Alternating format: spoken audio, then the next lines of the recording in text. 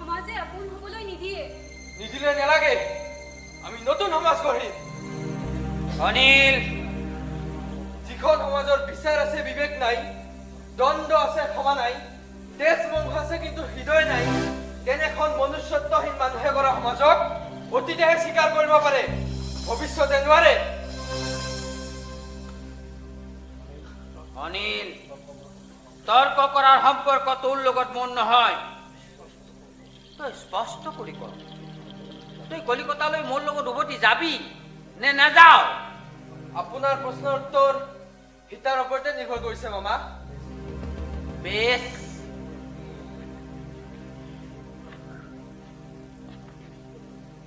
তেই সেই উত্তৰৰ অপেক্ষাতেই থাক। যি উত্তৰেই তই পাও বা নাপাও, দয়া কৰি সেই উত্তৰ লৈ তই মোৰ কলিকতাৰ ঘৰলৈ যেন নাযাও।